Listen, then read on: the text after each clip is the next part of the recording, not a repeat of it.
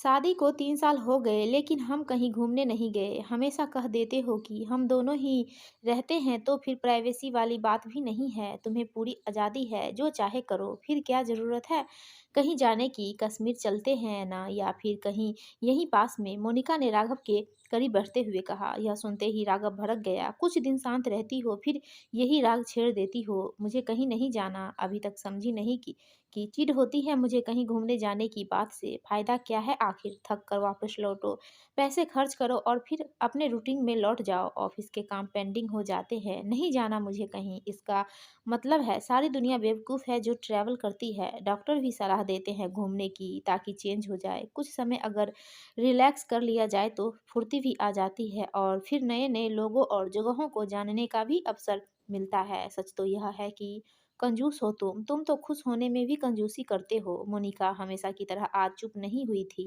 कमाती हो तो इसका मतलब यह नहीं कि जो चाहे बोलो या फिर मनमानी करो। वैसे भी खर्चीली हो। तुम्हारा बस चले तो सारा कमाई अपने ऊपर ही उड़ा दो।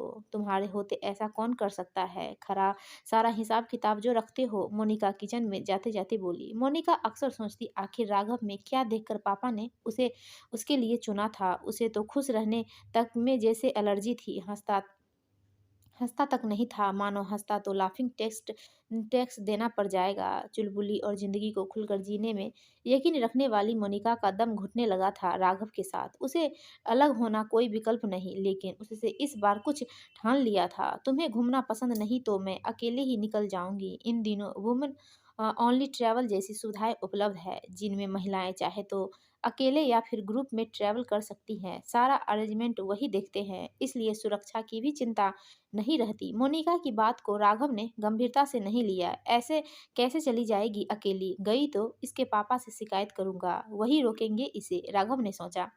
मोनिका ने लेडीज ओनली ट्रैवल ग्रुप नामक साइट पर जब उसकी फाउंडर का नाम देखा तो अपने संशय को दूर करने के लिए उसने तुरंत फ़ोन किया। मेरी ज़िंदगी ट्रैवल वैन। मोनिका मेहता, तेरा बोलने का अंदाज नहीं बदला, कैसी है? इसके बाद तो दोनों दोस्त लंबे समय तक फ़ोन पर बातें करते रहे। कॉलेज में मोनिका का सारे दोस्तों से संपर्क टूट गया था। राघव के स्वभाव के कारण वह किसी को घर पर बुलाने से भी डरती थी। 2 दिन बाद ही 10 दिन का मनाली ट्रिप लेकर जा रही हूँ, चलेगी? पुरानी यादें ताज़ा करेंगे।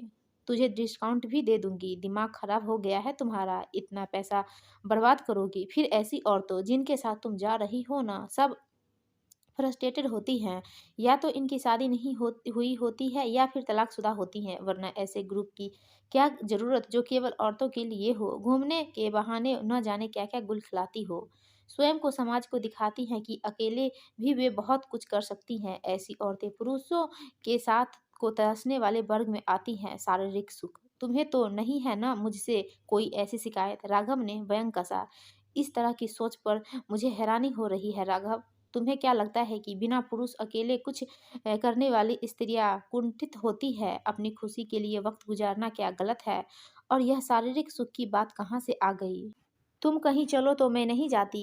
मेघा और ट्रिप की अन्य महिलाओं से मिलकर मोनिका को अच्छा लगा। राघव की रोक टोक से मुक्त वह हर पल का आनंद उठा रही थी। अपने हिसाब से जीना किसी सुकून से कम नहीं था। जब लौटी तो राघव बोला, मोनिका तुम जरूरत से ज्यादा खिली हुई लग रही हो। उन औरतों का साथ क्या बहुत अच्छा लगा? कहीं उनका रंग तो नहीं चढ़ गया है तुम पर? राघव के व्यवहार से आहत मोनिका ने उससे एक दूरी बना ली। वह जब भी उसके करीब आने की कोशिश करता, वह उसका हाथ झटक देती। राघव कोई कसर नहीं छोड़ता था उसका अपमान करने की। ऐसे में उसका स्पर्श तक कांटे जैसा लगता मोनिका को। यह देख राघव तिलमिला उठा। कहा था ना मत जाओ ऐसी औरतों के साथ। कितना बदलाव आ गया है तुम में। अब पति का साथ कैसे अच्छा लगेगा? स्वाद जो बदल गया है तुम्हारा।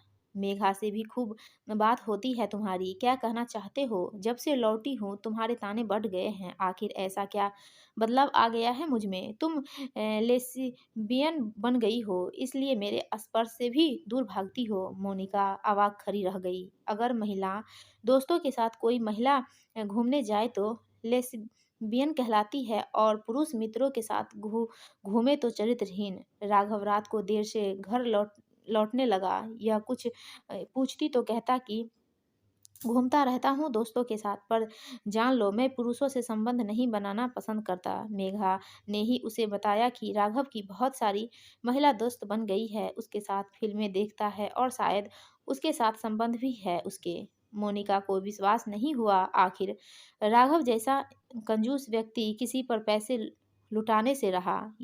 यह सच था, क्योंकि न जाने किस तरह वह उस महिला दोस्त को शीशे में उतारता था कि वही उस पर पैसे लुटाने को तैयार हो जाती थी। एक दिन मोनिका ने उससे सवाल किया तो वह चिल्लाया, मेरी जासूसी करती हो? जानता हूँ मेघा तुम्हें भड़काती है। मनाली में न जाने क्या क्या अय्याशियाँ की हो और मुझ पर उंगली उठा रही हो। जब तुम मुझे अपने को छूने नहीं दोगी तो मैं जाऊंगा ही दूसरी औरतों के पास। सब मरती हैं मुझ पर। तुम जाओ अपनी मेघा के पास। तुम्हारी जैसी आज़ाद ख्याल की औरतें सिर्फ घूमना पसंद करती है। तुम तो पुरुष का तुमको पुरुष का साथ नहीं चाहिए। यह नया चलन है पढ़ी लिखी कमाने वाली औरतों का। नहीं तो क्या मेघना अभी तक कुंवारी बैठी होती? तुम चाहो तो उसके पास जा सकती हो, मुझे कोई फर्क नहीं पड़ता। बता दूंगा तुम्हारे पापा को तुम्हारी असलियत, जब तुम मुझसे प्यार ही नहीं करती। अरे प्यार तो छोड़ो, मुझे पसंद तक नहीं करती हो तो क्यों साथ रहे? राघव नशे में धुत बोलता जा रहा था। मोनिका सूटकेस में सामान रखते हुए सोच रही थी कि अपने लिए थोड़ी खुशियाँ तलाशने की कीमत क्या इस तरह चुकानी पड़ती है। उसकी ये कमाई यश खर्च करना चाहता है, पर वह अपने लिए कुछ चाहे तो न जाने कितने घिनौने इल्ज़ाम लगा दिए जाते हैं। महिला से दोस्ती गलत है, पर वह पुरुष के साथ कहीं जाए तो केवल चरित्रहीन कही जाएगी। अब उसके पास राघव से अलग होना ही विकल्प था, ताकि उसका आत्मसम्मान बचा रहे। दोस्तों आपको यह कहानी अच्छी लगी तो प्लीज़ वीडियो को लाइक कीजिए और हमारे चैनल को सब्सक्राइब